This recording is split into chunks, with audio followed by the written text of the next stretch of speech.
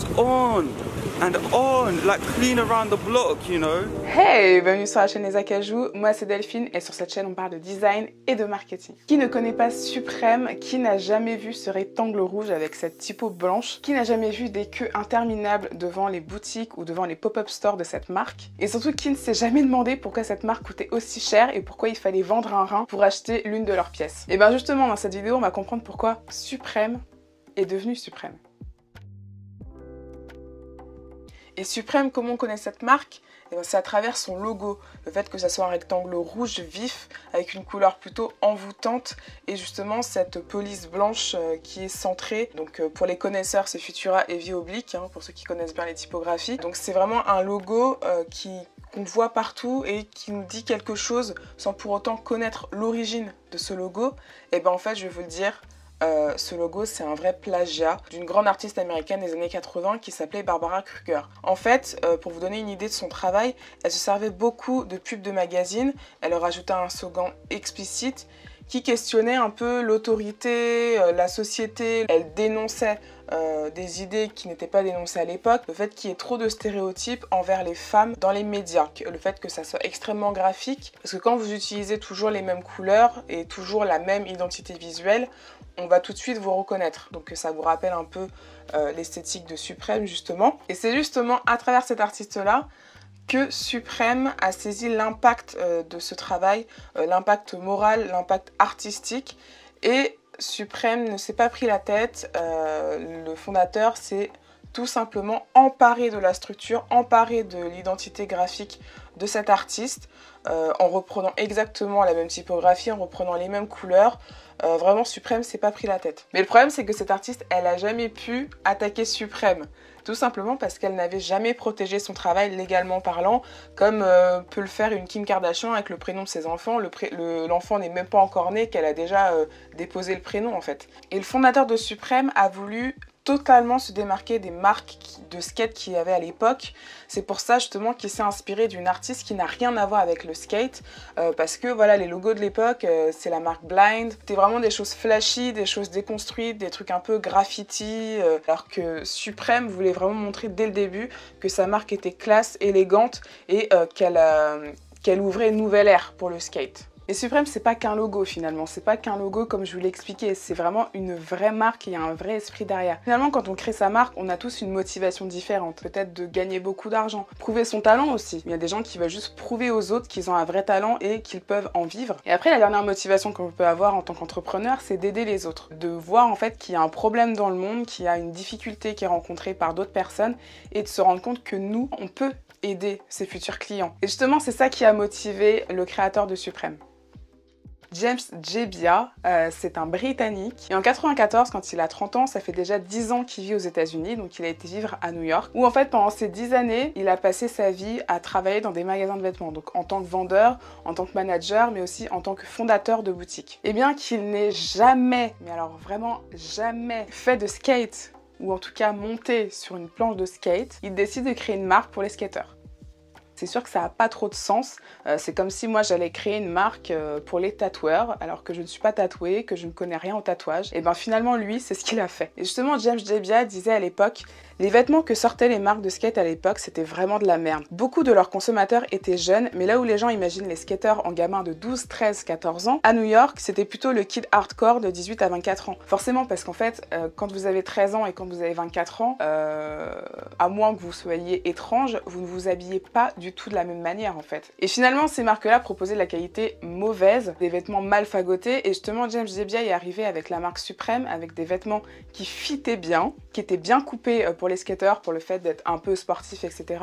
Et des vêtements qui sont de très bonne qualité et qui faisaient propre sur eux en fait, parce que quand t'as 24 ans, t'as envie de serrer des meufs, c'est plutôt logique. Et sa force finalement, c'était pas une stratégie marketing bien ficelée comme on peut avoir aujourd'hui, mais son souci premier à James Jebbia, c'était de correspondre aux skateurs et de leur donner ce qu'ils avaient besoin en fait. Donc forcément, si vous ciblez les besoins, si vous ciblez la difficulté qu'ont les gens à trouver ce qu'ils veulent, ils vont venir naturellement chez vous en fait, ça va se faire au bouche à oreille. Donc bonne identité visuelle, vêtements qui correspondent aux besoins et également de qualité, le succès a été immédiat. Au milieu des années 90, en fait, on était dans une période assez sombre en fait chez les jeunes, c'est-à-dire que on prenait vraiment conscience qu'il y avait le sida, qu'il fallait faire attention, il y avait la guerre du Golfe. On était vraiment dans une époque qui tabassait en fait, avec le grunge, avec Nirvana, avec le hip-hop, avec Wu-Tang Clan, avec Notorious Big, les gens comme ça en fait. On était vraiment dans une époque où les jeunes recherchaient de la sensation en fait, c'était vraiment ça. Des films comme Trainspotting, finalement, qui parlait beaucoup de drogue.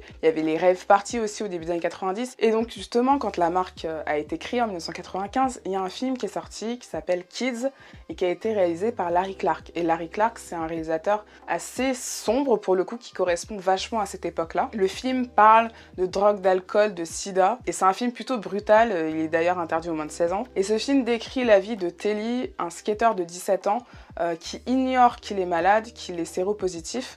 Et pourtant, il continue à sortir avec des filles. Et pendant tout le film, on se demande, mais c'est quoi cette vie en fait? Est-ce qu'il va s'en sortir? Est-ce qu'il va avoir un rayon de soleil à un moment donné?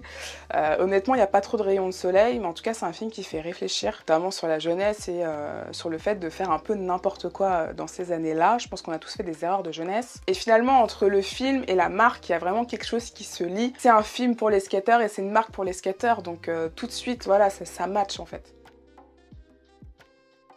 J'ai trouvé justement une citation d'un client de l'époque qui va vraiment vous décrire à quoi ressemblait cette boutique et comment on pouvait se sentir dans cette boutique. Aucun skate shop ne ressemblait à ça. C'était à mi-chemin entre la galerie d'art, la boutique de luxe et le skate shop qui était à cette époque-là un truc plutôt bordélique. Parce que les skate shops, voilà, c'était un peu comme une friperie, je pense, où les trucs étaient un peu mal fagotés, des choses comme ça. Il y avait le super système de son, la mise en scène des produits très minimale, la rareté déjà, puis le look et l'arrogance des vendeurs. On connaît tout ça dans les boutiques parisiennes. Cette distance qu'ils mettaient avec les consommateurs, elle était séduisante et ça les rendait crédibles. On les détestait, mais finalement on les aimait en même temps. C'est un peu comme les divas de l'époque, quand vous prenez Mariah Carey ou Whitney Houston, c'était des stars. Elles étaient sur un piédestal, elles étaient inaccessibles et c'est ça justement que les gens aimaient. Alors qu'aujourd'hui, on aime que les stars soient quand même proches de nous à travers les réseaux sociaux, à travers le fait qu'ils fassent des meet-up, qu'ils fassent des concerts. Donc on est vraiment dans une autre époque. Sauf que en 95, ça rendait la boutique séduisante et ça rendait la marque accessible mais inaccessible en même temps. Vous voyez ce que je veux dire? Et finalement, depuis 1995, Suprême a toujours su s'imprégner et capter la jeunesse au fur et à mesure des époques. Et plus seulement en 1995, jusqu'à aujourd'hui, Suprême est une marque extrêmement plébiscitée par la jeunesse. En faisant des collaborations avec des marques, en faisant des collaborations avec des photographes, des artistes, etc. Comme Nan Goldin. Nan Goldin, elle faisait beaucoup d'autoportraits. Elle prenait des photos dans les moments qui sont assez intimes et qui sont souvent cachés, montrer justement l'envers du décor. En fait, par exemple, elle va se prendre en photo dans le lit avec son compagnon après qu'ils aient fait leurs affaires en fait. Et ça, c'est pas forcément des photos qu'on va afficher dans une galerie, c'est des moments assez intimes. Elle va aussi se prendre en photo après que son compagnon lui ait tapé dessus. Elle va prendre aussi en photo des amis à elle qui sont drag queens, qui sont gays, etc. Ce ne sont pas des milieux qu'on voulait voir à l'époque. Et je pense que c'est ça aussi qui a plu à Suprême, c'est le fait de faire des photos sur lesquelles on ne s'y attend pas en fait, avec un regard différent et un regard rebelle. Et dans les années 2010, il va faire des photos avec Terry Richardson. Donc Terry Richardson, c'est vraiment photographe star des années 2010, qui prenait en photo des Lady Gaga, qui prenait en photo des Miley Cyrus. C'est un photographe qui est hyper lumineux, qui est hyper trash aussi, enfin qui a toujours ce côté trash, hein, on va pas se mentir, que Suprême affectionne toujours. Mais au fur et à mesure des années, Suprême a su se lisser. Et finalement, la marque a fini par s'embourgeoiser, commencer dans la rue avec des jeunes qui font du skate, et maintenant, voilà, c'est le fils à papa ou comme celui qui habite dans une cité. Finalement, ça touche tout le monde et c'est une marque que tout le monde veut s'acheter, même si tout le monde n'a pas les moyens. Même si je connaissais cette marque à l'origine, quand j'ai été faire des recherches, quand j'ai été vraiment documenter sur le fondateur, sur comment la marque a été créée, et ben finalement j'ai été étonnée et je trouvais vraiment cette marque très intéressante et c'est pour ça d'ailleurs que j'ai fait cette vidéo, parce que pour moi une marque c'est pas juste un logo comme on peut le voir aujourd'hui, Suprême c'est plus que ça. Et d'ailleurs si vous aussi vous êtes fondateur d'une marque et que finalement vous avez un logo que vous l'avez pas encore, mais que surtout vous n'avez pas par où commencer, comment créer un univers qui va marquer vos futurs clients, comment créer une stratégie qui va faire en sorte que votre marque se développe et qu'elle puisse tenir sur le temps, un peu comme Suprême. Que là, avec cette période de confinement, je sais pas trop de quoi l'avenir sera fait, et ben dites-vous que c'est une bonne période en fait, parce que tout est un petit peu au ralenti. C'est le moment justement de travailler en profondeur et c'est le moment de vous poser les bonnes questions pour votre marque et justement d'avoir les bonnes marches à suivre. Et c'est pour ça moi que je propose des prestations graphiques, que je propose aussi du coaching créatif à côté, parce que ça suffit pas juste que je vous donne des visuels, faut aussi que on réfléchisse ensemble à ce que vous voulez et ce que vous visualisez pour votre marque. Comment le concrétiser, comment concrétiser cette vision. On va réfléchir ensemble au côté design et au côté stratégique. Donc vous pouvez prendre directement rendez-vous sur mon site en choisissant le pack que vous préférez dans la page contact, donc c'est sur lesacajou.com. Mais il y a un 4e pack qui est arrivé récemment, donc on travaille ensemble à distance sur votre marque à travers la formation qui s'appelle Identity, que j'ai sortie pendant le confinement justement. Et d'ailleurs je remercie déjà ceux qui ont suivi cette formation. J'ai hâte de vous avoir au téléphone, j'ai hâte de discuter avec vous de vos projets, de voir comment la formation vous a aidé. C'est que cette formation en fait reprend l'aspect créatif, donc l'aspect design, donc création de logo, création d'univers, et également à la stratégie de marque. Et cette formation par contre elle n'est pas pour tout le monde, c'est vraiment pour les entrepreneurs qui sont motivés. On est vraiment là pour faire les choses bien. Donc c'est pas pour tout le monde, je le répète, cette formation c'est vraiment pour ceux qui veulent travailler en profondeur et qui n'ont pas nécessairement les moyens de travailler avec moi sur plusieurs mois.